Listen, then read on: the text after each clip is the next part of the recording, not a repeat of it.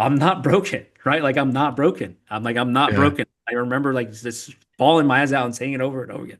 Like I'm not broken. I'm not broken. I'm not broken, right? And just the men surrounded me and just like cheering me on about it. And then it let go. And I remember coming back home and I just gave Jen like the biggest hug and a kiss. And I said, "Thank you, babe.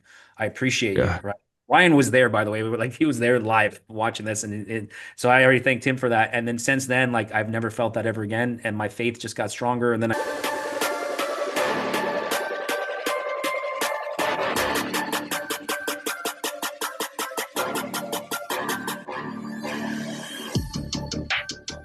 Welcome to the Winners Win podcast, where we don't just talk about success, we live it, breathe it, and build it brick by brick. This is the show for the bold, the grinders, the builders, the dreamers who refuse to settle.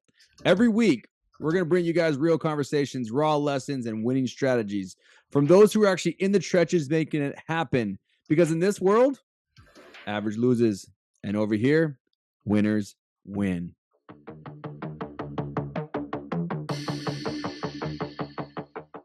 All right.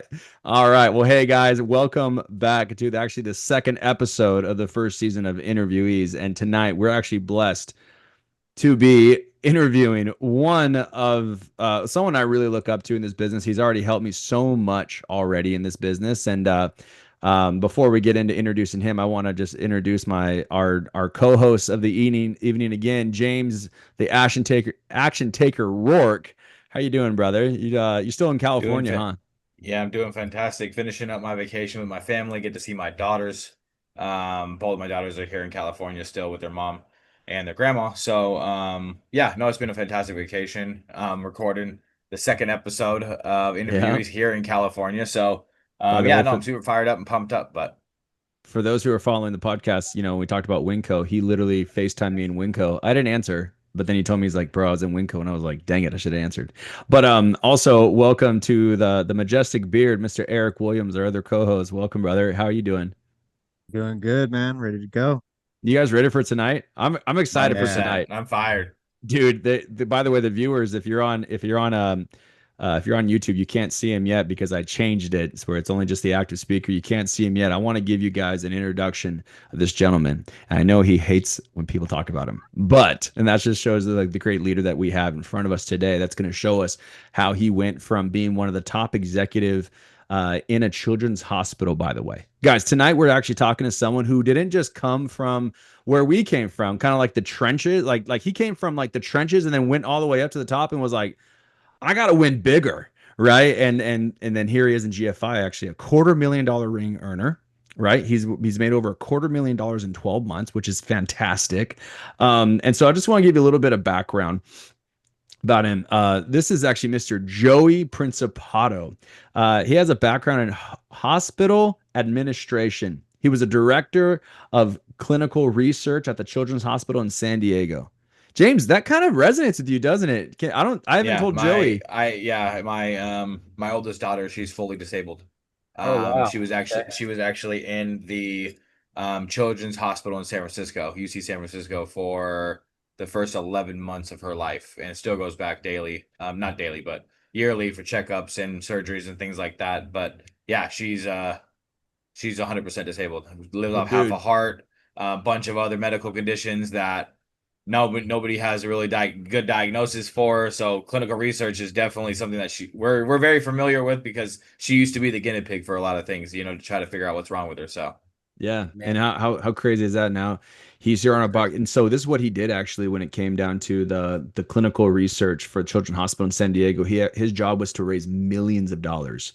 Okay, millions of dollars to research, led hundreds of people in facilitating the research on the campus of San Thousands and Diego. thousands yeah, thousands and thousands of children. Sorry, I don't want to shortchange that because No, then you're James good. with that amazingly. And yeah, clinical research is one of those things that yeah, it was one of those things that would raise millions of dollars, and then I would go facilitate that with over 200 plus employees to go make sure that gets done, and countless amount of hours went into that. And James, I mean, I'm sad that you're going through that, brother, but I'm happy that you've got the support system and the resources for help outside of that, and that resonates with me because that's what I was obsessed with that on the daily basis back in the day. So that's crazy. Yeah.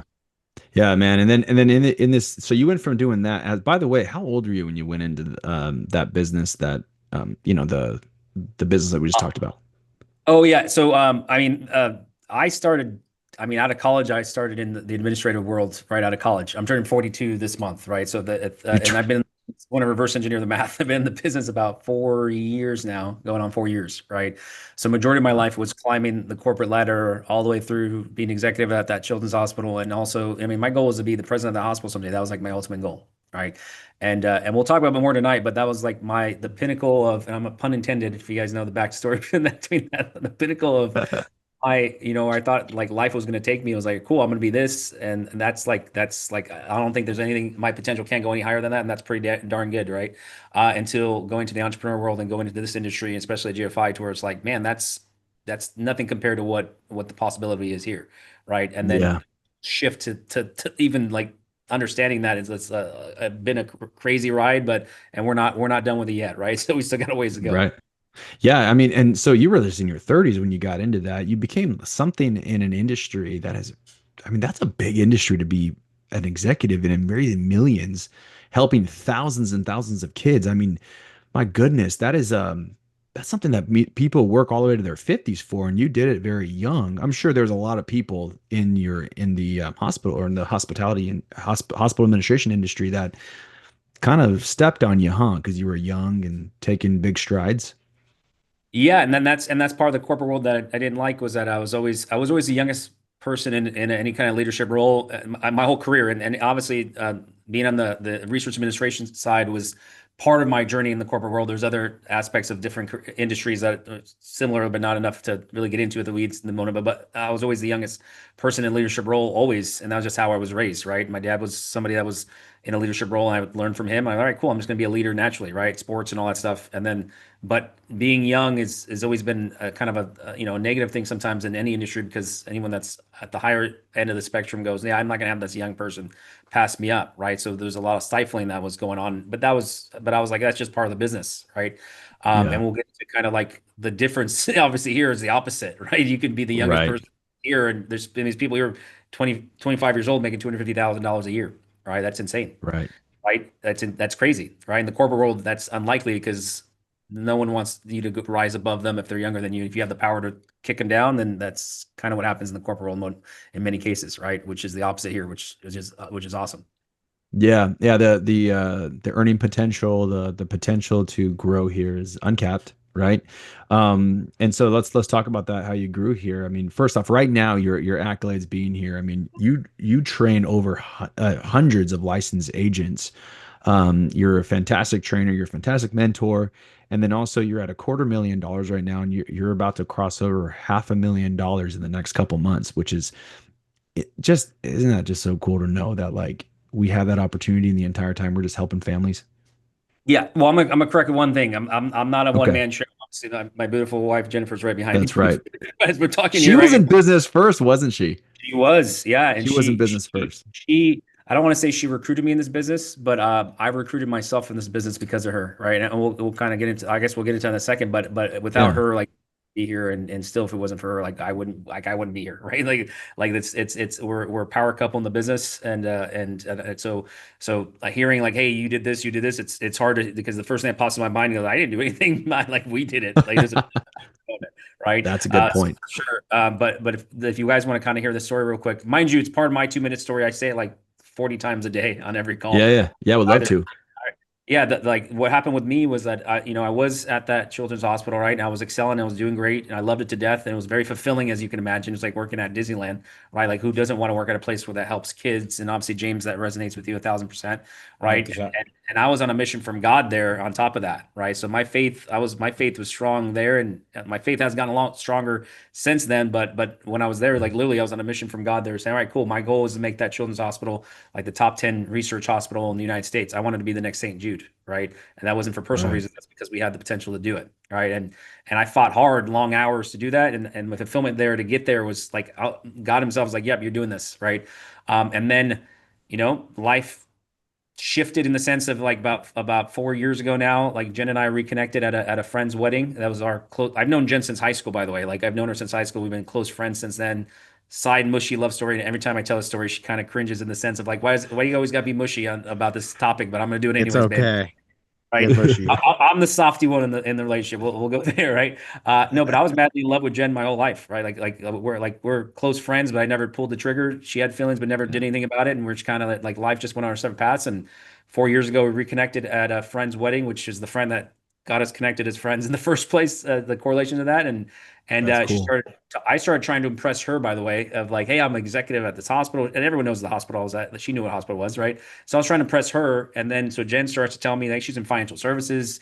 She has her own agency that she's building. Obviously, at the time, she was an agency owner, but she was building it, right? And she was talking about being an entrepreneur. She was talking about how she helps families. She was talking about like she has no boss, and she just like glowing conversation that she was talking about it, which like just completely like surpass like what I was saying, right? And I thought what I was saying was how is she outbeating me in this topic right now, right? And then so like that something hit me. I was like, okay, well, what's up with that, right? And then Jen started telling me how she helps families, and I was like, you know what, it'd be great for me to sit down with you and look at my stuff. And I thought it was pretty financially savvy.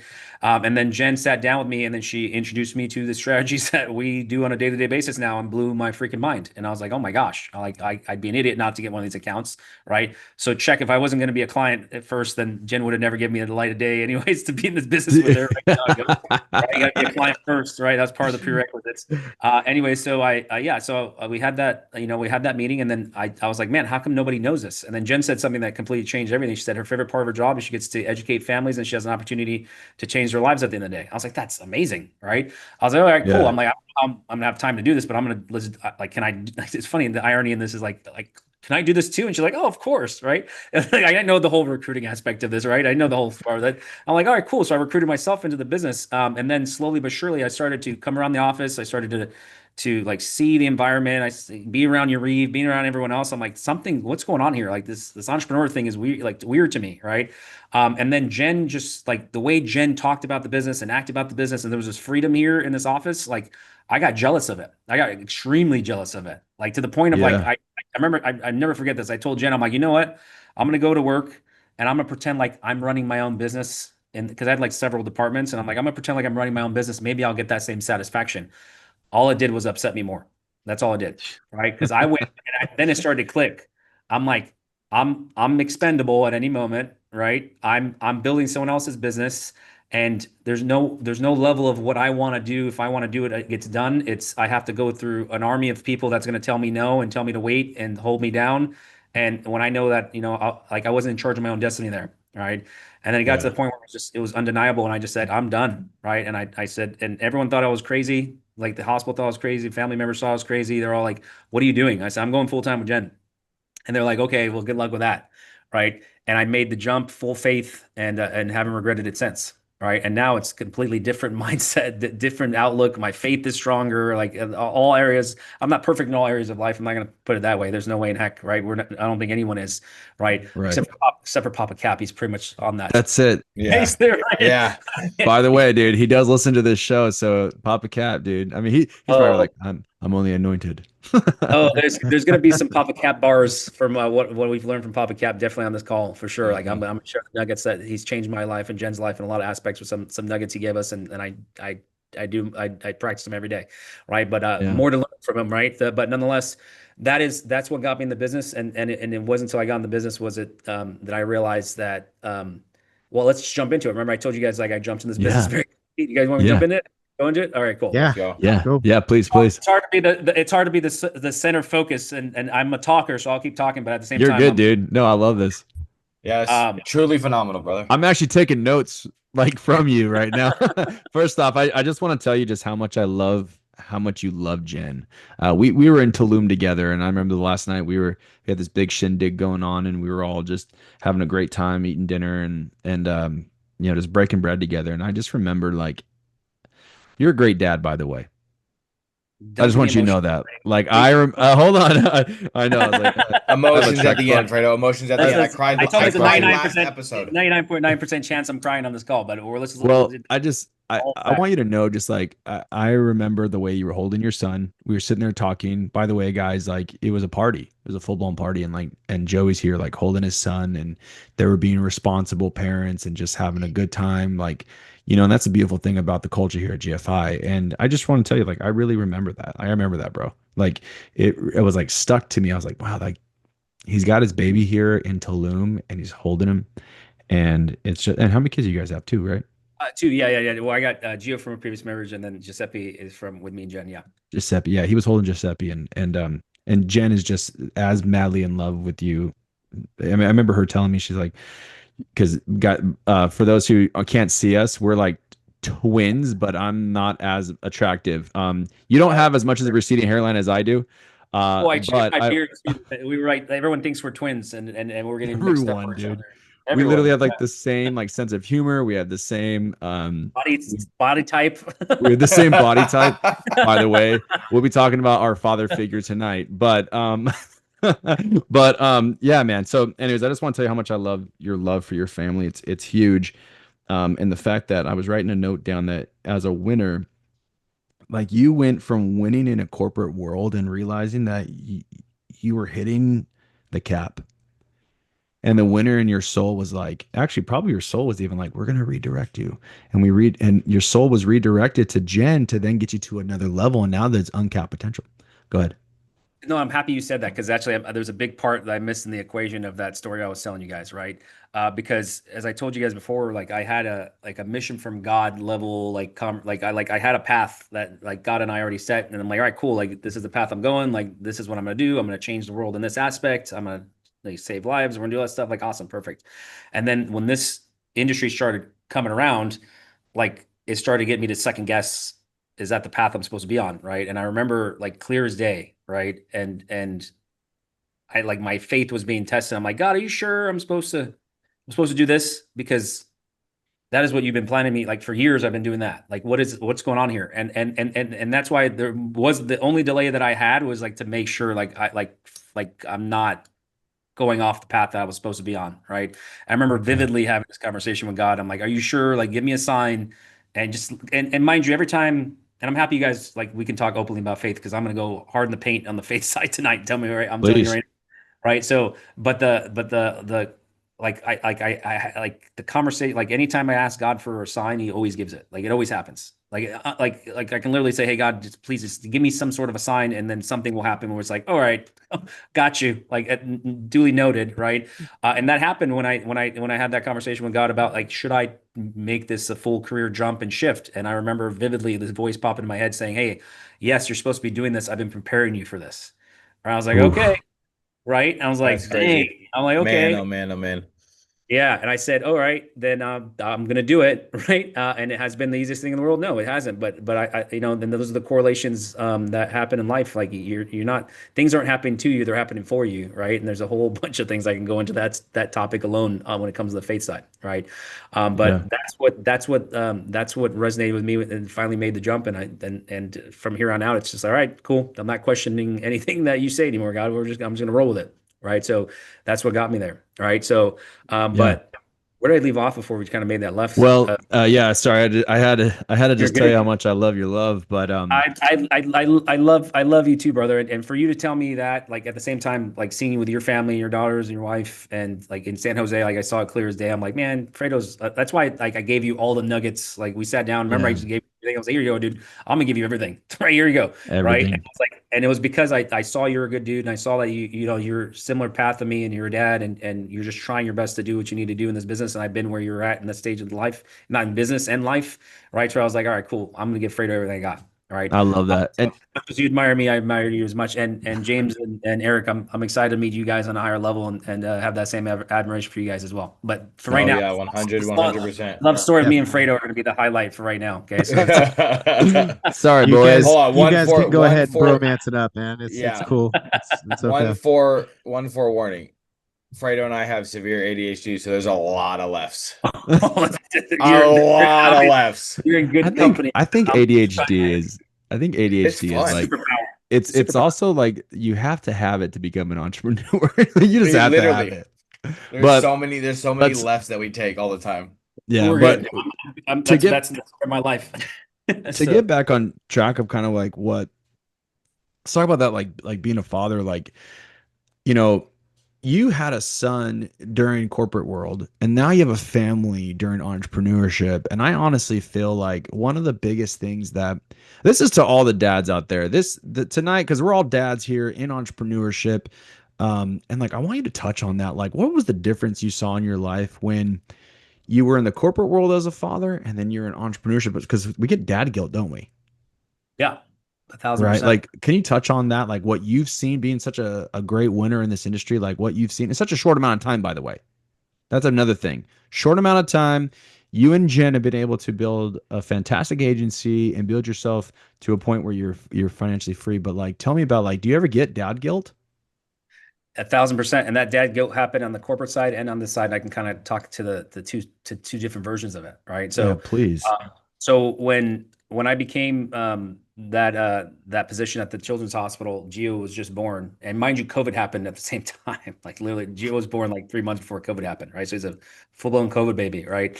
And so I was being tested as a new father, and I was being tested as a new leader because that was the highest. Like I'd never led like 300 people before, right? And like in charge of millions of dollars. Like that, there's no one at that age that they ever gave that position to, right? So like I was being tested that way, and I was working crazy hours as I do now, right? But the guilt was stronger when I was in the corporate world because I was doing it for somebody else, right? Like I was doing it like obviously like to bring home an income for the family, right? Which is still what I'm doing now. But at the end of the day, it's like it was for someone else's benefit, someone else's business, right? So the dad guilt was hard because it was one of those things. It was like, oh my gosh, like I'm not spending the time that I need to with my newborn son, like and everything's going on, plus the challenges that are happening with COVID at the same time, right? In fact, we had to go extra hours. Like we did the first pediatric study for COVID at the hospital I was working at. Like I was in charge of like a lot of things going on at that time, but the guilt was there nonetheless, right? And it was harder, right? And there was no grace for myself. There's no aspect of it. Just like most dads and moms, by the way. Let's not stick it to just the men's side. Women, the same. Right. Right. Women have their mom guilts as well, right? But at the same time, it was one of those things that it like I felt like my son was being shortchanged then, right? Mm. Now correlate it to being an entrepreneur, right? Up until we went to we got to go to oh my gosh, what was the big GFI retreat that we had? I'm blanking right now. This is Puerto where Rico? Rasta. no, it was the one that they did the big one that they did for the first GFI annual trip that was at St. Thomas. There we go. Sorry, just Oh, answer my yep, question. yep. Right up until St. Thomas took place, right? I was dealing with major dad guilt, right? Because I was, and then now we have Gio's getting older and Giuseppe's in his prime area of his life that he need, parents need to be there for him, like, and I'm seeing leaders having this wonderful life with their kids and all this stuff. I'm like, well, how can I work all those hours and have my cake and eat it too, right?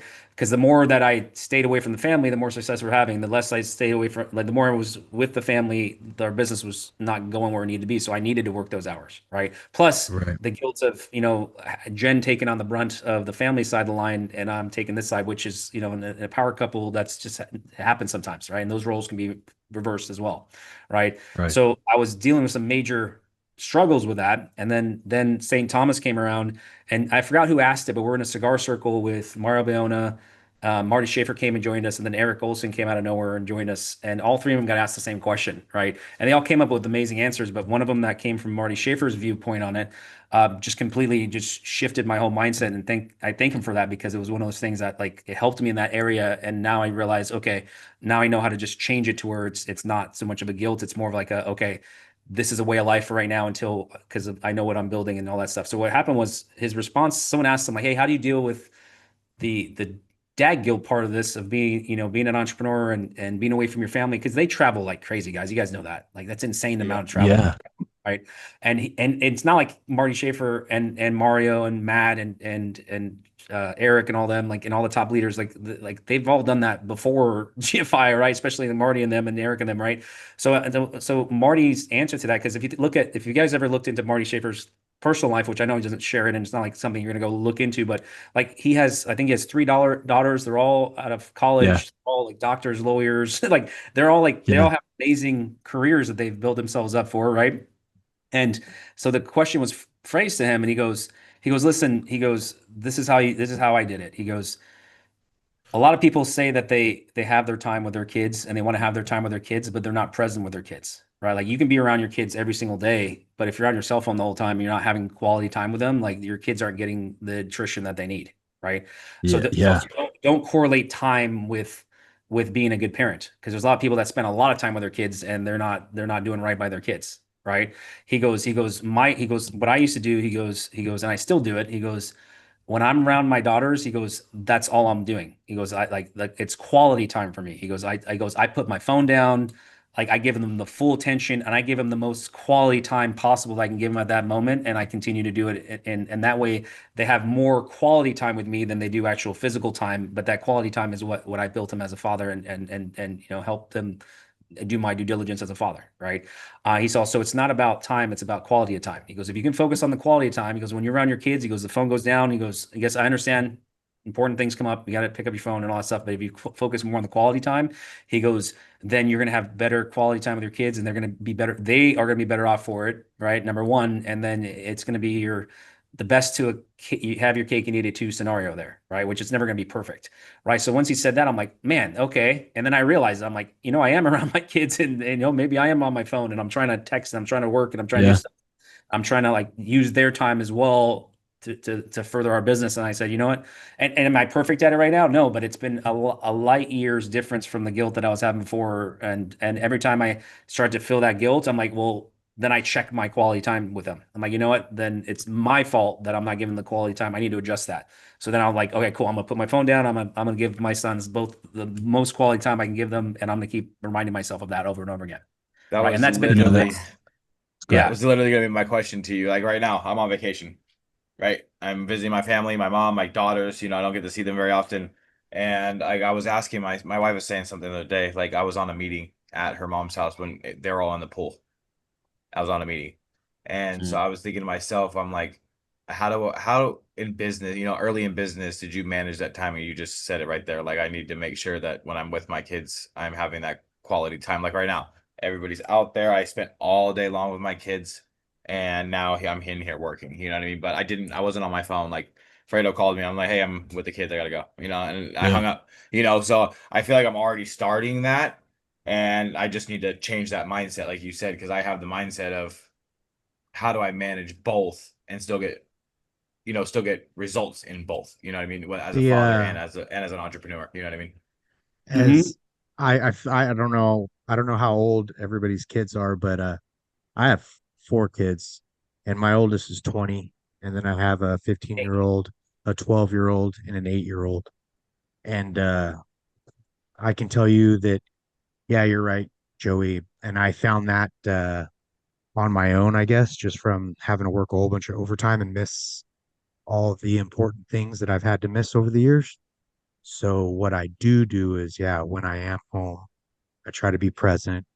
I try to, make every moment count, but it was basically I was forced to, you know what I mean, just by circumstance. And so I learned that way. But yeah, no, it's 100% right. Yeah. That's And you bring up a good point, Eric. Sorry for real quick, Fredo. Like, Eric, you bring up a good point. I was thinking about this today because I figured that me and Fredo already talked about like this is something we should talk about, right? So, but I was thinking about today. It's like it's not just correlated to this business. Like Eric, you brought a good attention to the like. There's a lot of dads and moms that just have a crazy work schedule because they have to provide for their families and they have that same situation, right? So this isn't something that's just GFI specific or this industry specific as a solution. It's like universal, right? And one Yeah. last thing, one other thing, what was pretty crazy was that Mario Biona's answer and Eric Olson's answer were almost identical, and they were asked at different times. Like when Mario Biona was asked, Marty Schaefer and Eric were not there, right? And then Marty Schaefer came in, and then Mario's like, "Hey, Marty, this is probably a good one for you to ask, for answer this question because it was a good question." And Marty answered it. Then Eric came down, and then they did the same thing with Eric, right? So they all got asked separately without knowing each other's answers, and they all almost gave identically the same response, right? Like That's how Eric, you know it's true. yeah, and Yeah. Eric drives his kids to school every morning. right? Like that's his thing. Like I'm going to drive my kids to school. We're going to talk. I'm going to have that quality time with them, and I'm like that's what I'm fighting for is that I can do that every day, and I'll spend that. And that's and obviously with immense. And you guys see his content. Like he's doing a lot of stuff with his kids and having a great time, right? But also he's traveling crazy amount of hours, and he's doing a bunch, and he's working 72 hours a day. It seems like I don't know how they do it, right? But they're Yeah. still getting that in, and it comes down to the quality time that they're having with their kids, right? So when I'm struggling with it, right, which is probably never going to stop, right? But it's gonna continue to happen. But it's okay. I just got to remind myself, and that's what's great about the leadership we have here in GFI. It's like, and we're all a family. We can all talk like a family and open up like a family, and it's not just like we just have to figure it out on our own, right, Eric? And it's great that you kind of came to that conclusion without higher level like that mentorship. But I'm grateful for the leadership we have, and that they use their own life stories to help us adjust to get to that level as well. Yeah, we as dads, and I like how you said earlier, like this also goes to the moms too. As parents, if you ask any parent going into this industry, what are you doing this for? And they're gonna have like their kids as their reason, right? Like, they also need you when you're not busy. And I love that you said that. Like from what I gathered from you, you build them an empire when you're away from them, and then you build them up when you're with them. I Like like it's that. just like it's just like one of the coolest things in this industry that we are allowed to do is actually like build something for our kids. I was sitting with my kids today because I'm playing Mr. Mom today, by the way. It's so funny that we're having this conversation. My wife went to go do something with a couple of girlfriends, and I was like, "Oh, you'll be home by the time I record the podcast." And she's like, "Yeah." She's not home right now. And here's the funny thing about this, Joey. My room is locked because my kids, they're all out there. I said, I promise you, I'll get you ice cream if you guys just please be good for this hour. But you know, because we had already talked about like being a dad in this, like they're never gonna like they would have never experienced the fact that like their dad is building something when they're not around, and now they get to see that. And like Gio and Giuseppe, like they get to see that, and that's what's so cool. And by the way, yeah, we're all. I think James, you have how many kids? I You have have four too. 15 if is my oldest. She's my disabled daughter. I actually just had to text my wife. I was like, because she's screaming out there. I was like, is she having a seizure right now? Because she has seizures randomly. So I had to make sure so I didn't have to step off. But she's fine. She's just laughing. But I have my air noise canceling headphones and can't hear. Um, but anyways, 15, 14, 13, and a 10-year-old. Hey, And I need to step my my game wife. up. My wife Yeah, should that no, you step it don't. up, buddy. Stop. Two is fantastic. Um, three daughters, they all just go at each other all day long.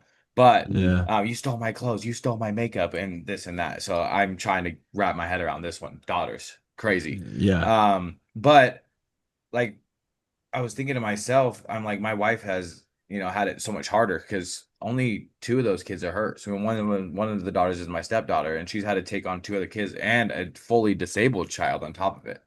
And it's a lot. It's a lot for her. And then for me to come in here and build a business, she's in the business as well. She's not as present like as Nicole and or as your wife, Joey.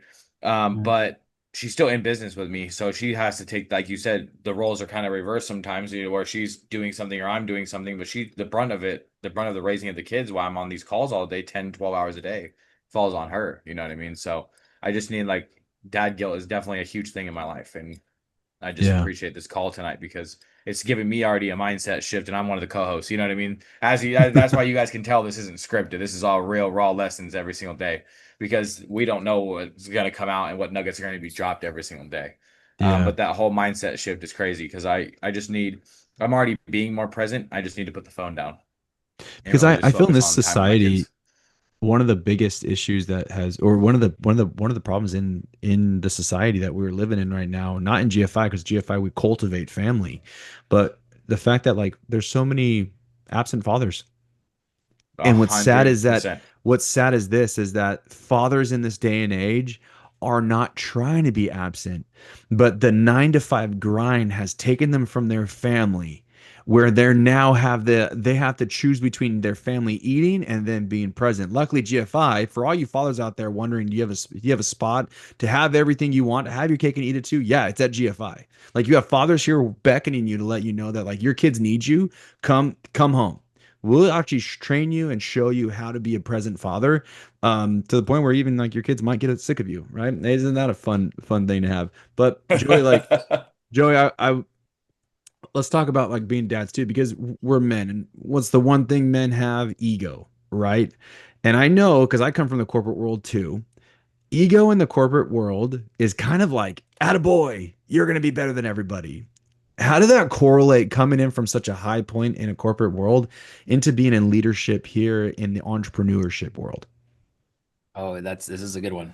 So, and I think I alluded to it a little earlier, right? I came in this business like insanely cocky, right? Like when Jen was like kind of breaking down the business model to me, and she was like, "All right, cool," and I'm like, "Oh, this is child's play." I'm like, "I've already raised millions of dollars, already making six figures before that," and I was like, "Okay, cool. I know how to lead people. I know how to hire people. I've hired hundreds of people.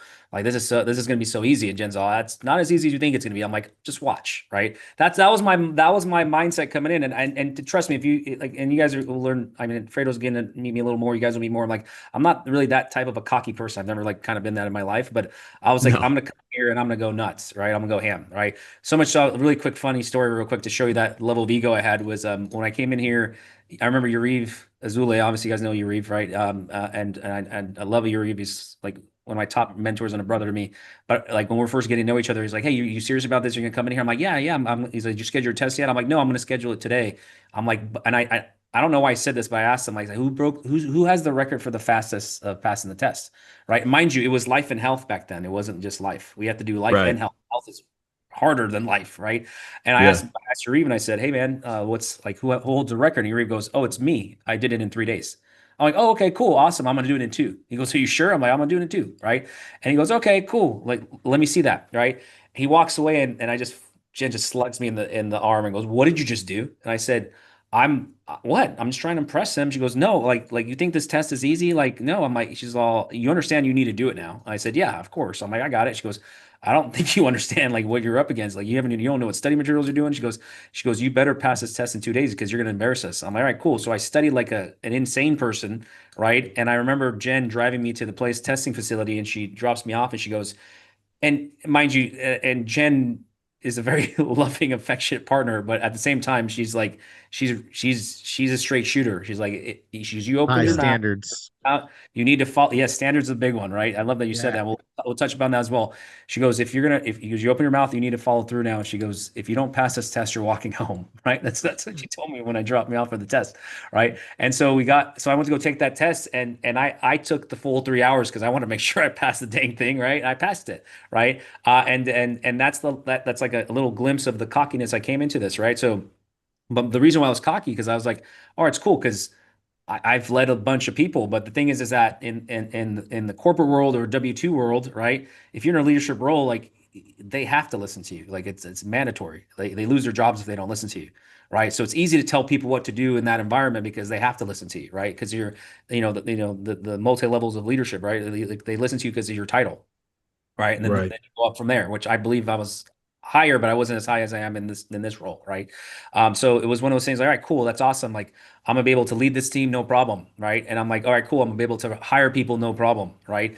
And it's the complete reverse opposite in the way that we hire people, right? And it's like, so when I got into it, Jen's just like, no, no, you got to do it this way. I'm like, no, no, I got this, right? Almost every part of the system, I was like, no, I got this, right? And then Jen, and God bless her, she just let me fall on my face, right? She's all right, cool, have at it, right? And then every step of the way, I fell on my face, and I'm like, okay, and I got humbled, right? And then I just kept Yeah. coming back to her, like, okay, that's not working. She goes, "Are you ready to learn now?" That's like, yeah, okay, I'm ready to learn now, right?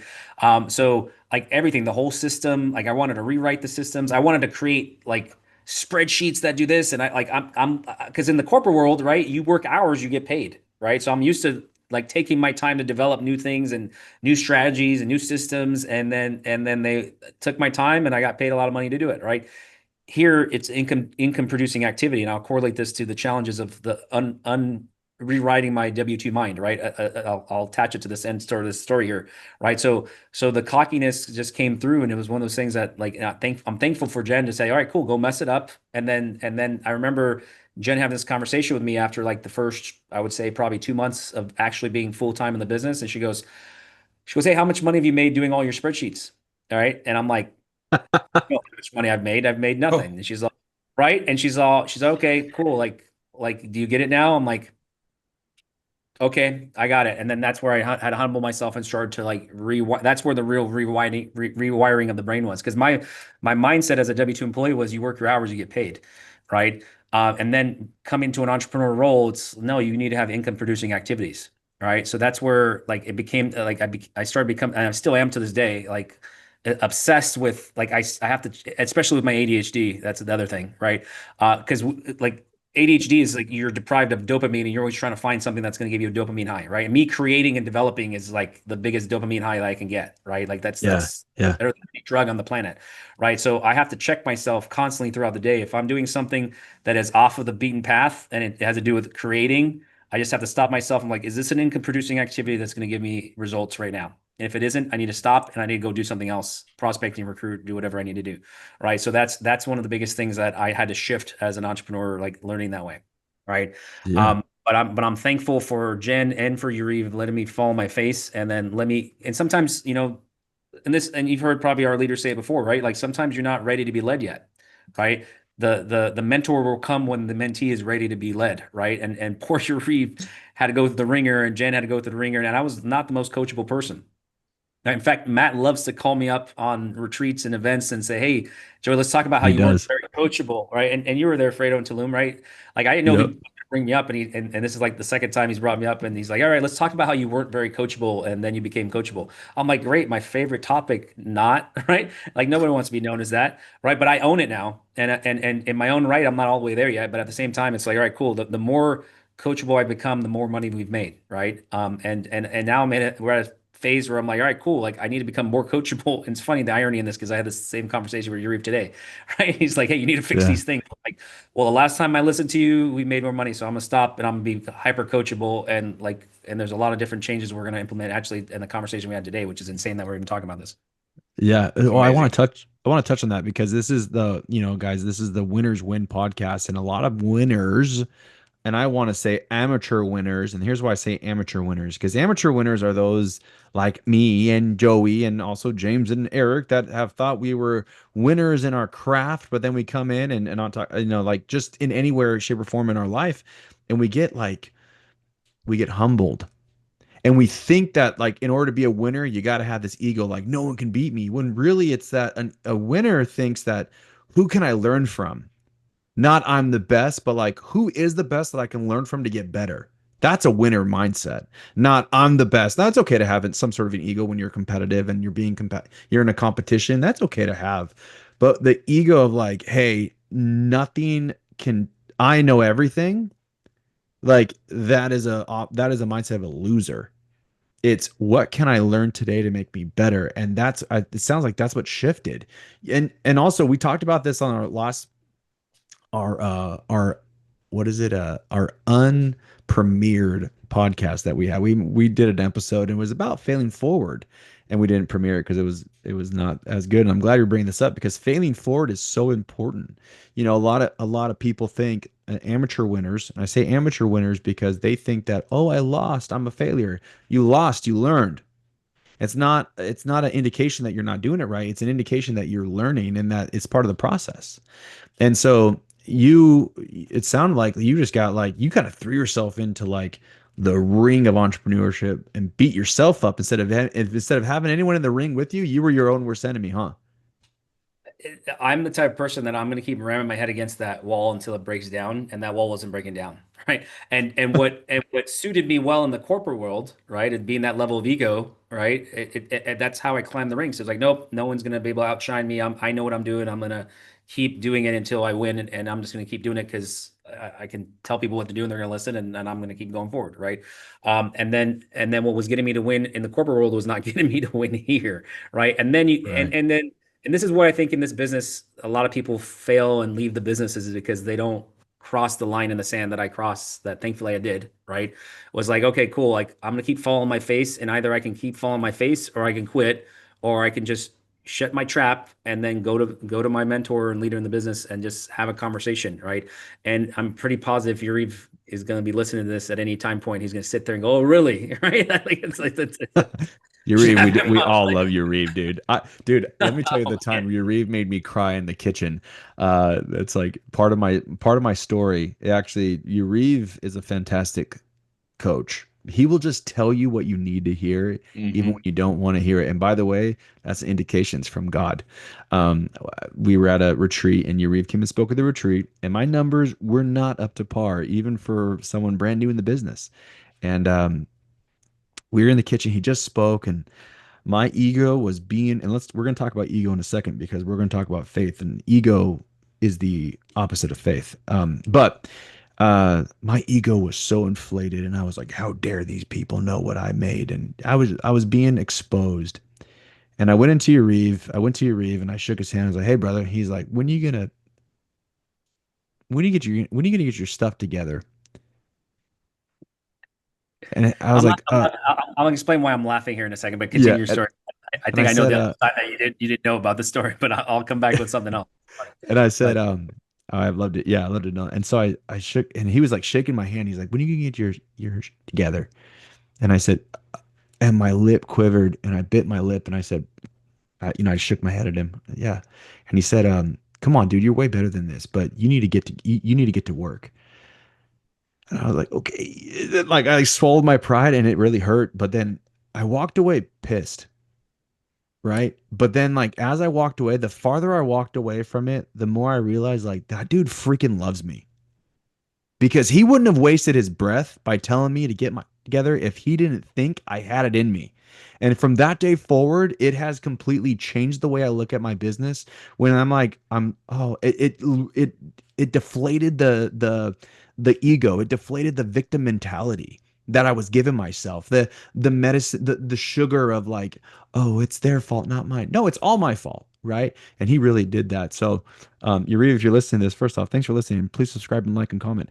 But if you're, We but love you, we love you, Yuri. brother. We love we you, just, brother. yeah. But anyways, what was the other side of that story? Can I correlate something real quick? And it Yeah, just hit me like a lightning bolt when you said that, right? And let's bring in the entrepreneur mindset in the same scenario, right? Like we're trained as employees that our bosses don't care about us, right? Like our bosses are just like do your work, make money so I can make money, right? So when we're hearing it from mentors in the careers that we've had in the past, it's coming from people that think about it. Like every time you wanted a promotion, they had to scrutinize you and make you beg and plead for it, and you resented your bosses for that, right? And that's one of the reasons why I love being out of the corporate world, because I don't need to beg and plead anybody, right? Like that's it, right? But we're trained mentally that if it's in a career environment, that like the person that's trying to tell you that stuff isn't like they can't be out for your best interest, because they really don't, in most cases, don't care about you like that, right? So right. I think, and now maybe I can use this as an excuse to tell you, Reeve, that's why it was so difficult at the beginning, right? But like we'll see what happens. He's not gonna take it. I know that. Anyways, right? So it's one of those things of like oh, now you have in this environment, right? Let's do the other side, right? Now we have this environment where like our success, their success is contingent on our success, and it's a mutual benefit to each other's success, right? Now you have somebody that's coming and telling you this, and Fredo, you just hit the nail on the head, right? And that was one of the lightning bolt things. Eventually, that's why I was smiling when you're saying that, because you had, that was the aha moment that eventually got me to be, better at being coachable. I'm not saying I'm super hyper coachable at the moment, because you would say otherwise, right? In some instances, right? But nonetheless, it was like it's the moment of like, hey, like they're saying this because they care and they love Yeah, us, and it's not because they're trying to like tear us down. Because our success is going to breed their success, and there's no reason why they would waste their time on saying something like this, because they're not our boss, right? yeah, That's one of the things that like that resonates, and sometimes you got to hear it from outside of your upline, right? Like Fredo, the like me and you getting closer and closer was a request from Chris, honestly, yeah, right? Chris is like, hey, yeah, Fredo, an amazing guy, right? He goes, I feel like I'm at a point where it's parent deaf. We all get parent deaf with our leaders, right? That's what happens, right? He goes, he deserves a win here, and I think like you can help him, like you can have a conversation with him. I'm like, my twin, right? I was like, that guy. Oh, all right, cool. Let's do it, right? And that's where it comes from, right? And we all become parent deaf and in that sense, and then it's easier and palatable when you're hearing it from someone else and not directly from your upline, right? yeah. That's where like there's things that Yariv have told me 1,000 times, right? And then Matt says the same thing. I'm like, my gosh, Matt said this amazing thing, right? And then it's like, and then Yuri goes, "Oh, that's an amazing concept, right?" And he's just sitting there wanting to strangle me, right? That just happens, right? Or like, Papa Cap said this one thing is like, that's great, right? You mean the 7,000 times I said it to you didn't resonate, but you hear it now, right? And this is why I really whole circle here. This is why I love so much about GFI, right? Yeah. Because like we have sideline mentors and people all over this business that will help you at a moment's notice because it's for the greater good of GFI, not for the greater good of ourselves, right? Like at the previous Yeah. practice company that we were at, the previous practice company, I would never in a million, no one would in a million years go train someone else's team in a different base shop. Like that wouldn't happen, right? Like because there wasn't a call of action to the whole collective. It was like every man for themselves or every woman for themselves. But here it's like I love going to other people's team calls and like giving everything. Like Fredo, when we first started hanging and talking, like I had no problem giving you everything that I knew that was working for us. Like How I much gave money do you make from my business? you $0. You make $0 from my business. So does, by the way, Yuriv the same. And like you gave me everything to make me. And by the way, guys, just so you know, that month we implemented it and we were MVPs. Actually, 2 months in a row we've been MVPs in the base shop because of. He's out recruited Let's and performed our team after I shared that all. You should have me come tell your team, hey, you guys know this works, right? And that's what Fredo said. He goes, "How about I go talk to your team about, hey, listen to him because he's actually helped us, right?" It was funny that you say that, right? And so, but that's the crazy thing about GFI, right? It's like we don't make money off of each other in that sense, but we're gonna give each other because we know that if like Fredo, like you becoming better at GFI makes GFI better, which is gonna benefit my family in the long run and the greater scheme of things. Man, So that's that's why I love such a good way to look at that, man. Hey, oh man, say that again for the people so they can hear it out loud. Oh yeah, Yeah, well say for it. the people for the people in the back, right? Like it benefits the collective of GFI if you help someone else in GFI get better, GFI gets better as a company, which means that GFI is worth more and your business is worth more because someone else is better in the business, right? Yeah. And Man. that's the and when I talk to people from other companies and I talk to them about GFI, I don't talk about comp, I don't talk about all these different things about money, right? I talk about leadership support and just like the overall mission and crusade here is to help each other and like we all win together here. And that some people might be listening to this from another company going, yeah, we all have that. Like, no. Yeah. Like wait, like the you know how many people come over here and be like, you weren't lying, right? Like this is Yeah.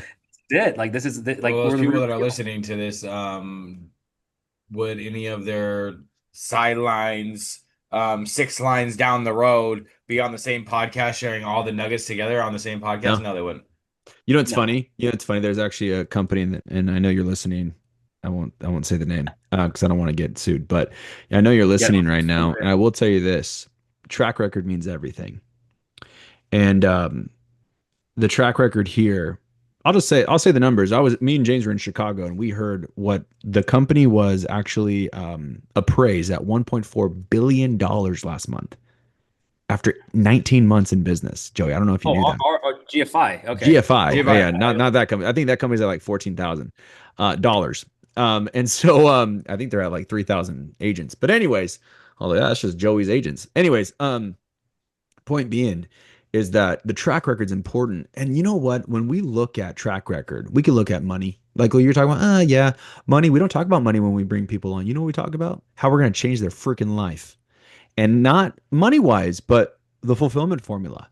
You know, that's why Papa Cap is still here to this day because I sent him a video about a fulfillment video that we made and he said, this is why I'm still here at 74 years old. And I want to talk about one part of the fulfillment. We've already talked about the family part of the fulfillment. And for those who don't know what the fulfillment is, it's right behind Eric. That's why we have Eric keep that on. It's faith, family, finance, fitness, and fun. But you know what's cool, Joey? We actually just had 2 people, and I want to talk about your faith because I know you have a great faith journey, but we had 2 people on our team. The person who brought James in, her and her husband, just got baptized this weekend. Oh wow. That's Dude, so like, awesome. isn't that so cool? Like, it's like I just got chills because I saw another broker that's Mr. that's on Brasher. Brasher, yeah, Irvin got baptized as well. Like it's insane, and I'm excited about this topic, by the way. So go ahead and finish. Yeah, Dude, no, so I real just quick, I mean, get before chills. Go before ahead. Sophia. I mean, my faith was nothing. I remember when business. James started, I said, "Hey, James, this is a faith-based company." He said, "I don't care. I don't like. I'm not going to church." I said, "Okay, sounds good." And James, where are you at now with your on. faith? Okay, hold on. You tell me you sound like a No, horrible, horrible no, person. that didn't come off that way, But James. Trust I'm me, not we're good. editing it out Okay, either. good. But no, I like back in 15 years ago, I turned and resented God for what he did to my daughter in my head. And a lot of people in that situation would. Yeah. 17 years old when I had her.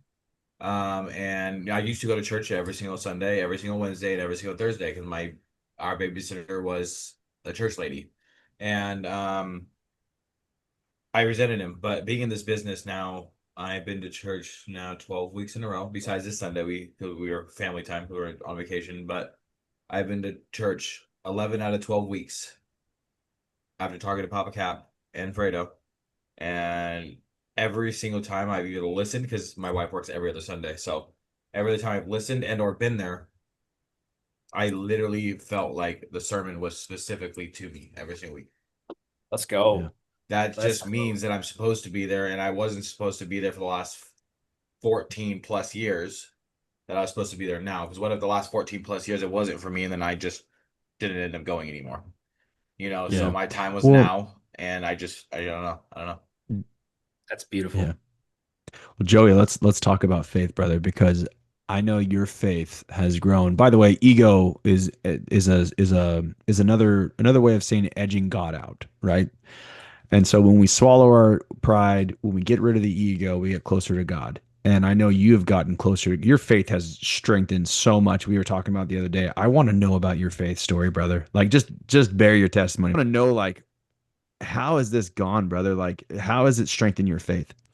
Oh, this is the roller coaster conversation. Get ready. All right, cool. And I was thinking about that today because I know we were talking about this and obviously reliving that part of my life. We'll just get into it, right? So I was born Catholic, right? So I've been baptized since I was weeks old, and I've gone to church multiple times. My family's ingrained in the church, right? And the Catholic faith is, I just like I was like before I got into this business, right? When I was still at the hospital, right? I was ingrained in the culture of the church, and it's here in Little Italy. I still go there, right, with my family, but I'm more predominantly on the Christian side now, right? And the thing is that like my family was ingrained in the church. I was going to church often. I was like helping run like running programs at the church. Like I was a staple at the church. My family still is at that same church, right? And I am to an extent, right? But the thing was, I realized now, and I'll kind of flip flop a little bit, but now it was like, the Bible was being read to me, right? But it was never explained to me, right? So I just thought, like most people do, right? And James, what I'm about to say next is not a shift towards what you mentioned, right? Like you're starting to go to church now and you're getting into the groove of things, right? But like overall, and this is something that my faith is getting stronger and stronger and more along the lines of just paying more close attention, is like people can go to church. In my sense, like I was going to church and I was being a godly man in those sense, but that doesn't mean that I got a guaranteed ticket to heaven, right? It just means that I was going to church, right? And I was doing what I thought I needed to do, right? So before I got into this business, before Jen came in my life again, right, re-entered it into my life, right, and before I got into this business and really got into ingrained in my faith, right, I had a moment with God where I hit rock bottom and I was resenting God too as well, right? And it happened around the same time I left my previous company and also my previous career, and also I was going through a divorce simultaneously, right? And a lot of people don't know Yeah. this these days. I'll get into the weeds of it, and I truly believe that the pain and suffering I went through that time is meant to change other people's lives, and we'll get into that why I think that in a second here, right? But there was a time before when I was getting into this business, I was going through a horrible divorce that I separated from my ex at that time, right? And we're not getting into the weeds of why, but I separated, right? And then during that phase of life, at that same time, it was like the most horrible things were coming out from people that were attacked. Like the enemy came out in full force, right? Imagine, having a home, having a son, having a career, having all that stuff, amazing, getting an amazing income, like just at the top of my game, and then it was just a shift of me making a decision which was needed, unfortunately, right? And then everything just came crashing down, and then things were just trying to get taken away from me, right? Like Gio was trying to get taken away from me. Like ungodly things were happening in the sense of like attacks, right? And then that started happening at the hospital. Things started happening. I was like, and I literally hit extremely rock bottom. When I say rock bottom, like I wasn't a believer anymore. Almost, it was like I was hovering that line. And I remember, like James, and that, your story resonates with me as well. Like I literally was, not cursing God, but I was like, how dare you, right? Like how dare you do this to me? Like Yeah. I'm a servant. I'd done things. I'm on a mission here of changing lives. Like I'm sacrificing my sanity, my health, and everything. And I live a godly life. Like how dare you do this to me, right? And I got to that level, right? And then that's a scary place, especially if you're like, and like I said earlier, like I was on a mission from God at the hospital, and like I was faith based. Like I prayed. I got all good. But the problem was is I didn't understand the Bible and I didn't learn from anything from the Bible. I was just going off of what I thought was the situation, right? So I remember like when I got into this business, I was broken like my faith was broken. Like I was broken as a man. I was broken in multiple areas of my life. And this is where I'm going to try not to cry, but we're going to go through it, right? No, bring it, dude. Bring it. I'm already like locked in right now. And I remember Jen started bringing me to church with her, right? And it's Awaken Church here in San Diego. A good chunk of people here in San Diego and GFI go to this church. And this is what I love about GFI. We all go to the similar churches, the same churches, and we see each other at church, right? That's I don't never ever been a part of any career where I see a coworker at church, right? But it's here, right? And oftentimes we see Matt and Allie there, right? Same thing, right? So, anyways, but I remember like Jen started bringing me to Christian church, and I was like, and I've been once or twice before, right? And I was like, playing music and all that stuff, and how like putting our hands up and doing that stuff. I was like, yeah, it's not me, right? And then I remember Jen taking me for the first time, and I started bawling in church. And Jen said, "What's wrong?" I'm like, "I'm broken." And she's like, "You're not broken." I said, "I'm broken." I said, I can't. I was having a hard time like bringing that back into my life." And I remember Jen was trying to reintroduce it to me, and it wasn't what it was kind of working, but not working. And then I remember Brian Garcia, which was our uplines, and Brian and Marlene Garcia, and loving the death of like brothers and sisters to us. I remember Brian and Marlene were going to the same church, and they had a men's retreat that was happening here. It's called Emerge for that Yeah. church a weekend, right? And they have a whole retreat that has like 3,000 plus men going to, a men's religious retreat. And I remember Jen like told him like, I think Joey should go. He needs to go to this. Like, can you have a conversation with him? I remember Brian coming up to me and saying, "Hey, there's this men's retreat, that's with our church. Like, you should go." I'm like, a bunch of men in the woods singing Kumbaya. Like, I'm not doing that. Like, you're nuts, right? And that's what I thought it was. Right. And I remember like Brian's like, "You got to go." I'm like, "Okay." And then Jen, like the second I said yes, Jen already bought the ticket. I'm like, "All right, cool." We got RVs and we went out there, and I'm like, I'm totally against it. I'm like, I'm going to hate this. Right. And so we got there, and there's just an army of men like me. Right. And I'm just like, okay. And I'm like, well, I'll give in. I'll do it. Right. And then I remember we got there, and I was already told this was going to happen, but they had these boards that we had to carry all week, like not week, excuse me, that whole weekend. And they're called burden boards, right? So what you're supposed to do when you get there is you give you a marker, they give you a board and it has a string to it, and you got to wear it the whole time. You can't let it go. And on there, you got to write all the things that you're burdened with, everything as a Oh man, my and faith, gosh. everything. Brother, like when I tell you like the things that people had on their boards, like paled in like my problems were paled in comparison to like what I was seeing, right? And that's part of the purpose, right? But I remember struggling because I was writing down little things, but I didn't want to write down the biggest thing on there, right? And it was because like in my heart of hearts, I thought I was broken, right? And I hear this voice in my head that says, "Write down you're not broken," right? And the biggest part of the board, I wrote down, "I'm not broken," right? Oh, And I remember writing that, and I'm like, why am I going to write that? I'm gonna look like a total tool. Like I don't want to do this, right? I'm like, I'm whatever. I'm all faith. I'm gonna go in it. And when I tell you, like the whole weekend, I was having random men coming up to me and saying, "Hey, brother, I just want to let you know you're not broken. You're a child of God." Right. And I just sat there and I'm like, whoa. Right. I'm like, oh my gosh. And I started seeing whatever the people have on there. Right. They're writing about suicide potential, like porn addiction, like everyone's like burying their souls on these boards, and like everybody's confining each other. And you see grown men that are full tattoos and like beards like yours, Eric. Right. Right. And they're just not as majestic. we were like in a tent, like thousands of men singing worship and praying together. And I don't think I've ever cried so much in my life, right?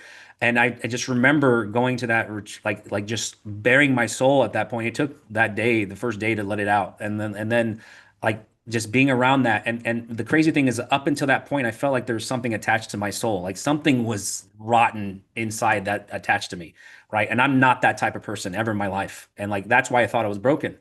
And at the end of this men's retreat, you have to burn your burden board. Someone prays over you and you burn the burden board. All right. And I remember and to me at the time, I was like, yeah, okay, I'm going to burn this and it's all going to just go away. Right. the insane thing was is that like before we burn the burning board, we tell everyone like, hey, this is my problem, this is my situation, like, and then someone comes and prays over you, and then you know pray over you, and then you throw the wood in the fire, and then you release it. And I'm telling you right now, like it like whatever it was, it detached immediately, like in a fraction of a second, right? Like and it let it go, and I remember like just bawling my eyes out. I'm saying like I'm not broken, right? Like I'm not broken. I'm not Yeah. broken. I remember like just bawling my eyes out and saying it over and over again. Like I'm not broken. I'm not broken. I'm not broken, right? And just the men surrounded me and just like cheering me on about it, and then it let go. And I remember coming back home and I just gave Jen like the biggest hug and a kiss. And I said, thank you, babe. I appreciate you. Yeah. Right. Ryan was there, by the way. Like he was there live watching this. So I already thanked him for that. And then since then, like I've never felt that ever again. And my faith just got stronger. And then I started to actually read the Bible, understand the Bible. And I started realizing that, and this is where I want to come to a head on this topic is that, and which changed my life forever. And I still see it this way is that, right? Like I was thinking that it was being done to me, right? But it was actually being done for me, right? If you read the Bible, and it was right there in the beginning chapters and all the first stories on there, and Job, the story of Job by itself can attest to this, right? Is that like God puts everybody through these insane challenges, right? Like that's intended to Right. go that way, and it's to build them into who they're supposed to become, and they have to overcome that to finally get to where you're supposed to be, like grooming you to be who you're supposed to become, right? And once I did that minor shift in my life where I said, you know what? From here on out, whenever something bad happens, yeah, I'm gonna might have my micro moment of like, WTF, like why? But then the next thought is instantaneously like, oh, okay, God, what am I supposed to learn from this? Right. Yeah. And that shift in my life has just been like so freeing, right? Because now it's not, hey, this is being done to me, it's being done for me. I just need to pick them. I need to understand what that message is, and I need to take that and run with it. Right now, is it Yeah. always a clear message? No. Right? Is it always like a okay, this now we've gotten over this hump and that's it? And then no, there's always be something more. So just accepting that in life, in my faith of like, hey, things happen to me or to my family or to the business like for a reason, and you're supposed to learn something from it, and that it's happening for me to become the man I'm supposed to become, either as a father or as a businessman, or someone's life is supposed to be changed for me to go through this hard time, right? So that's why everything that's ever happened in my life, like I cherish it as like a battle trophy, that in the future I know that this story, like right now I'm sharing this story, like I'm excited to tell this story because I know that someone's listening that's going to go, man, I want that, right? And it's Yeah. easy. Like follow the book, like go to church. If you're here in GFI, I guarantee you you're in business with someone that goes to church, right? Yeah. Like Yeah. just make your way there and then start reading the Bible and you'll start picking up on the stories where just like it correlates and you go, man, that sounds like my life. Man, and did I feel like an idiot once I first started getting through the first chapters of the Bible? I'm like, Right. Yeah. man, I'm sitting here chastising God for these things that I thought were like the biggest things in the world, and compared to the, what other people have gone through, overall, is like, oh man, that's it. Like that's shifted forever now. All right. So that's kind of on that side of the line. We first went and made this podcast. We did after the Chicago recording. We came back home, and that Friday night we did our first ever recording. And we literally said what you just said. I know somebody's out there listening, and I hope we made this podcast just so it hopes it catches one person. Yeah. Even it's Because just we one. train teams, we change teams, we train teams, we coach teams, we mentor people all day long, but not every single person is on our team. We can't touch every single person in the world, but this podcast, for some reason, in some way, shape, or form, hits one person in need, then we've done our job. Amen. And that's why I told Fredo I don't think I could ever give this up, and I will do this for a long time, because what if that one person doesn't listen today? What if they listen next week? And what Or if I didn't 10 or record the 10 episode years next from week? now. Or 10 Yeah, what years if I from didn't now. record it? You What if know? we don't record it? Right. Joey, there's actually way more to us that is the same than just your luckily I take after you because you're older than me, but by the way, guys, if you guys, for those who are listening on Spotify, imagine me in like a handsome mirror. That's Joey. And then imagine Joey looking into a funhouse mirror, and that's what I look like. You know what I'm saying? Like I'm the reflection of Joey looking in a funhouse mirror, and Joey's the reflection of me looking in You like a look at a handsome picture mirror. of Fredo and me side by side when I have my beard, and we look like twins. So don't Yeah, talk. but like you look, but you're handsomer. But dude, I want you to know something. And I'm still trying to get to the point where I'm gonna publicly talk about my full story. But there's a lot that needs to happen before that happens. But I will tell you this: I was going through a big faith crisis, in and out, because of GFI, because of Matthew Welsh. I went back to church, but I was still going through it. And I remember I went to a MD retreat right before the big change, and I was invited to go to church with Dylan Sobern. And guess where he took me? Awaken. And that Mm. was the first time I went to church in a long time. And I remember they told the whole congregation, everyone close your eyes. And we're calling out to those souls that are, we're doing an altar call, and we're calling out to those souls that are yearning to know that they're not broken. And I invite you to stand up. And I remember my soul just like screaming at me, like, bro, just stand up, like it's for you. And I did. And I remember Dylan, like, that's why I got really emotional when you're talking about it, because like I remember Dylan putting his hand on my shoulder and like, hey man, I love you. And I was so Dylan Sauber, and I remember texting him after I got baptized on September 8th of last year. And I remember texting him, I said, hey dude, like, thank you for that, because him, damn it, Joey. That's It's happen. Let it happen. like, Sorry. Let it yeah. happen.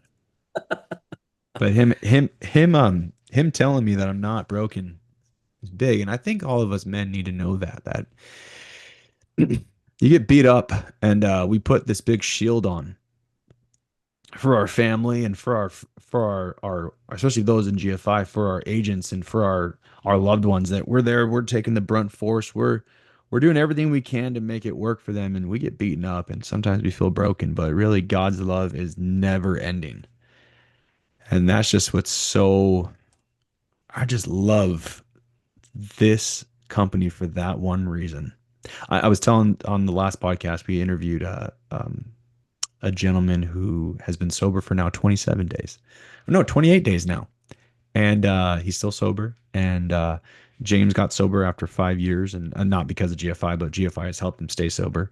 And like this company, and was telling them that like no matter what, even if I don't make another dime, as long as I know that like someone's getting better, and just to know that like I've been able to get closer with Christ, I've been able to actually get to know God again, and um, means more than any amount of accolades and money, right? What's even cooler is that Joey, like your story, man, like I just really hope everyone knows that that was you throwing your board in the fire with Joey. And that's why he was able to go through what he went through, so he can share it to all you people that are subscribing and listening, no matter what year it is, you're still not broken. Like if you got another day in you, if you got another breath in you when you wake up, you have another day to just make it work. And God's given you that. And so I just, wow, that was just a, yeah, you weren't kidding, man. Fredo, I ain't that's gonna nuts. edit. Yours are like your story is almost virtually the same, as in the sense of like going to that, because that's what happened with Jen, and Jen took me to church, and the same thing. I raised my hand when they said raise your hand, right? And I didn't know what was going to happen next. I just raised my hand, right? And that's when I had like probably like 30, 40 hands landed on my shoulder, I felt like, right? And I'm like, what? And as a someone that's not knowing what's happening, I'm like, what just happened, right? And then there's random strangers praying for you, and then you just feel this overwhelming spirit, like, and at the time I was fighting against that, and then I felt that, and I was like, man, and I just was like, whoa, what was that? And I'm bawling my eyes out at that point in time, right? So Fredo, it sounds like you had at the same church nonetheless. And I was, man, Yeah. I wonder if I was there that same Sunday. That'd be crazy, right? But Um, I have to figure I that out now. But Yeah, actually, I know what Sunday it was because it was this. I know exactly when it was. I'll text you the date, but I'm beyond grateful, and I'm forever indebted to not only Christ, but also to Eric and Matt. Like, you know, they didn't have to do what they did. and Eric didn't have to. what they're still doing, right? What they're On still top. doing, yeah, exactly. We're not even, and we ain't never gonna be done. We ain't leaving. But like they didn't have to do that, man. And like, and I know Eric says, I'll make millionaires, but I want to be a fulfillment millionaire maker. And Eric, if you're Oh, every time he says that. because dude, like it's so real. You know, like we I don't care how much money anyone makes in this business. If they just give their all to the fulfillment formula, they're gonna win. Like there is no 100%. other formula that gets you to win other than the fulfillment formula. Like no other one stands close to it. It's just like we talk about with our financial services that we provide, which we don't plug here for compliance reasons. But like bar none, nothing comes close to it. You know what I'm saying? But anyways, man, that was Well, how is it? can I Yeah. touch on something real quick? Right. And this is a lot of people don't know this about Jen and I, when before we got into GFI versus the practice company, right?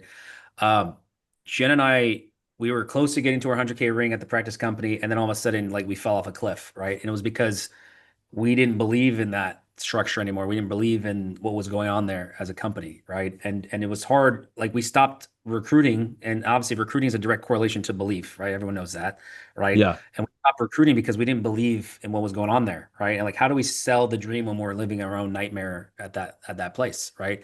And our last year at that practice company, Jen and I only made about 30 grand. That was it. Like we only made, yeah, a lot of What? people, we only made 30 grand. That was it, right?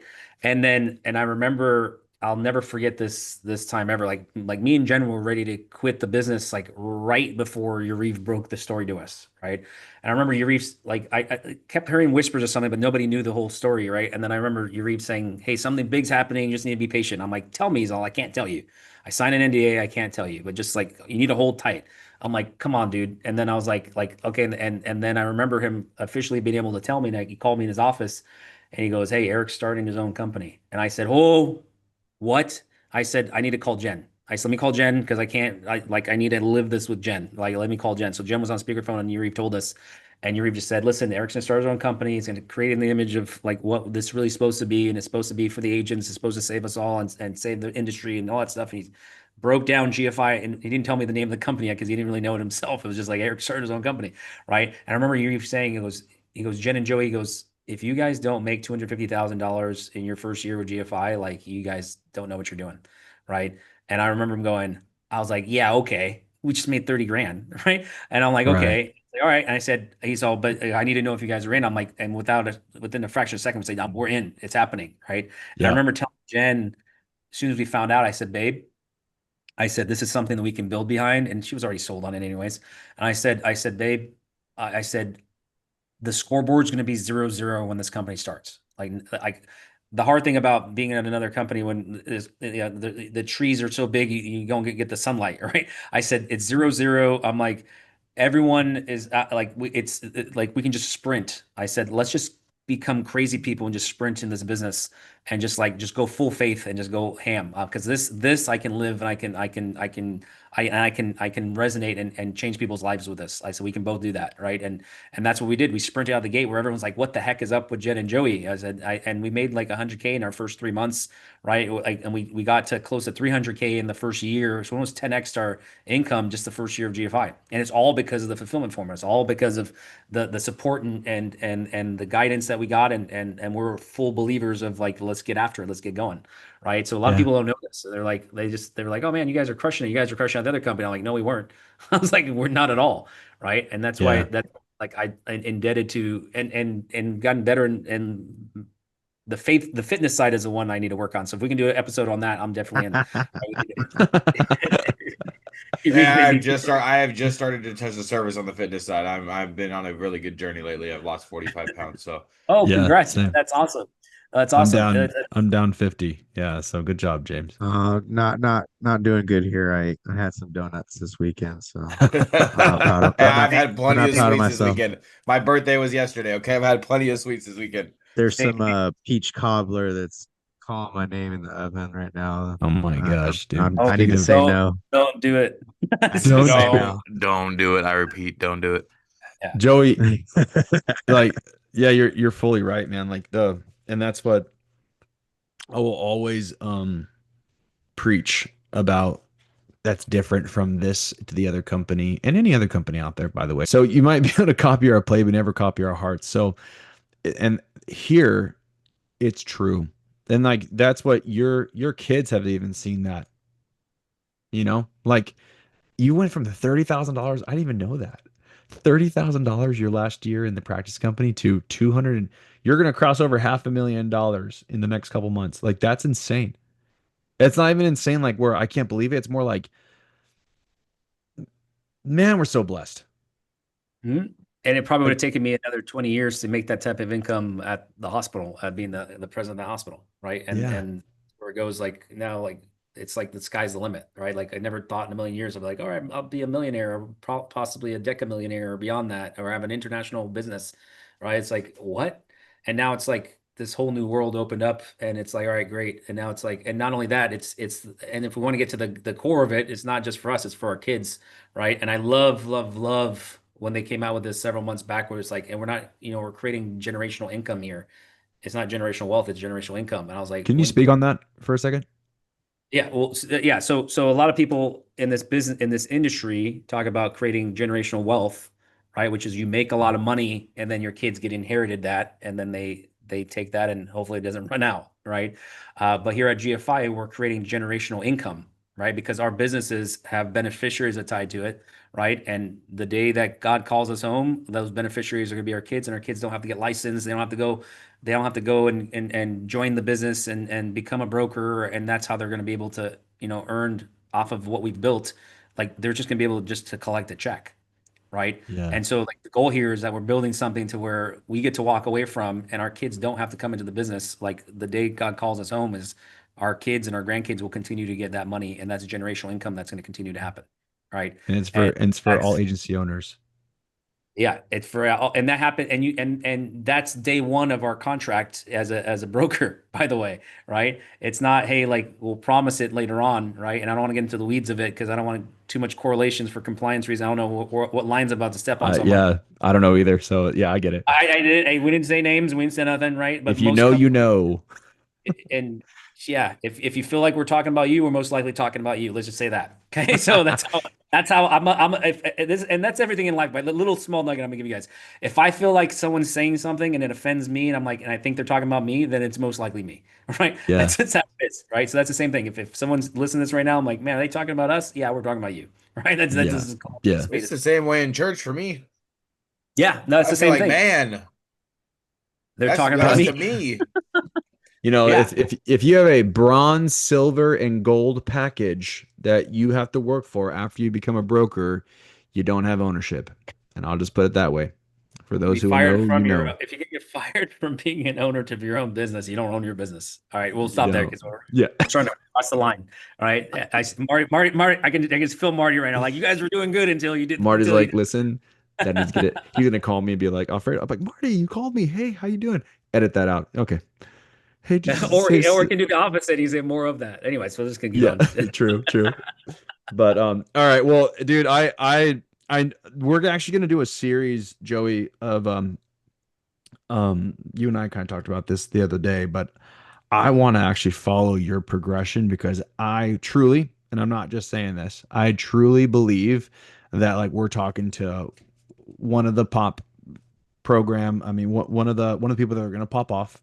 I truly believe that you are going to be one of the largest names in this industry. I really do believe that. Like Joey Principato, Jen and Jennifer and Joey Just that Principato name, are going to be. Yeah, I know, right? I call, Principato. Yeah, I he's texted the him something the other Godfather. day. He's like, never. He's like, never call me. Godfather. Yeah, But he's the I'll Godfather. take that nickname. That's a cool one. All right, That's you gotta, the right. That's Godfather right. Principato. There you go. Well, Godfather Principato. and by the way, I'm like, I'm not gonna be Godfather Fredo, but I don't like horse heads. But no, point no, is Fredo got killed by the Godfather, so let's not. We'll not Fredo got Yeah, killed by the yeah. Godfather. I gotta watch it again. But the My, point I'm and making, sorry, real quick side note. When I yeah, learned your name was Fredo, I'm like, why did it have to be Fredo? Like out of I all the know. names, like, and it's an Fredo, awesome my name, boy. by the way. Like Fredo is like a traitor in the Godfather, I right? So know, it's like dude. I was like, man, but you have an awesome name yourself there, but nonetheless, Last right? name So Chacon, so then anyways. I really and I want to follow your because you've grown so much since I remember you getting shouted out for getting your $100,000 ring. I remember you getting shouted out when we first started and like how many times you spoke and I was just like, wow, you always really stuck out to me. So we're gonna follow your progression. And because I also know that your leadership is also going to grow as well. And there's just going to be so many more lessons that we can extract from you if we could. And so Glean, what's that? glean. We can Glean. glean. Is that the Yeah. right word? Mhm. Eric and James are my dictionary because Yeah. Oh, you know it's James is words don't make us rich here, guys. It is what it is. they're just Oh, it's words. They don't. okay. It's okay. Joey, we have a vision. We have a vision, and this is our vision. Our vision is that we're gonna have merch. And James's side of the merch is going to say 100% change and work. Eric's is going to be a silhouette of his beard, and Eric Olson's going to be wearing it, and it's going to be called the Eric, but he's going to be wearing that T-shirt as well. And then I don't know, mine is like mumbled jumbled, and then like the guys come in and save my sentence, but then it sounds really good. Fredo Chacon. But TM. anyways, brother, I appreciate your time tonight of helping us get this message out that number one, if you're in the corporate world and you know there's something more out there, and that's 100% GFI. Number two is that ego in the corporate world is different than how we are led here in this world in entrepreneurship. And then also the fact that you are not broken. I wanted to say at the beginning of this call, right, was about your guys' podcast that you guys started in the first place, real quick, and you can change it to a soundbite at the beginning if you want, because that's where I was initially trying to say it, but true Joey fashion, I just started talking, right? What I love most about when I started seeing you guys, like Freddie started publicizing this, right? And I was like, man, that's awesome. And I started realizing, I'm like, you know what? There's a major need for the niche that I think that you guys are perfect for in this industry and in GFI, right? And Fredo, I think I was telling you a little bit on the phone, right? There's plenty of content from the 1%ers and above that are showing people what it looks like at the mountaintop, right? But even though that is very important and that's awesome, right? It's very unrelatable for a newer agent that says, like, that's great, you're on the mountaintop, but how the heck am I going to get there, right? There's not a lot of content somewhere in the middle that's like, all right, cool. Like, so you guys are like filling a void and that's why I hit up Fredo when I first started saying, I'm like, dude, what do I have to do to get on your podcast? This is so awesome. Like, I want to be a part of that. Right. Because there's the middle side of like, okay, cool. Like you guys have more of a relatable, like bridge the gap content, right? Of like, all right, cool. Like, and you guys are growing and Fredo, you're going to pop out as a broker here anytime now. I know you guys already have in the pipe, right? And then it's all right, cool. Like that's all right, cool. If I can relate to these gentlemen here, like, then that helps bridge the gap and then they can start relating higher content. Cause Matt and Eric and everyone else and all the tops can talk about, that's, what they've done to get there, but it's easy, relatable, like that bridge gap content it's what's missing. And you guys are filling that void with this podcast, which is completely awesome. Wow. And like, that's cool. Thank you for that. Like like, guys, isn't that Didn't cool realize that, we were like, doing that. right? Like, think about it. I saw it in a fraction of a second, by the way. Like the second I saw it, I'm like, dude, that's bridge the gap. That's bridging the gap. That's awesome. That's why I right away. Yeah, like I've always seen it right now. Like just the amount of growth we've had. We're already at 30 hours of watch time. And our episodes, this is gonna be the longest one, but like our longest episode's 1 hour. We're at 30 hours of watch time in a week.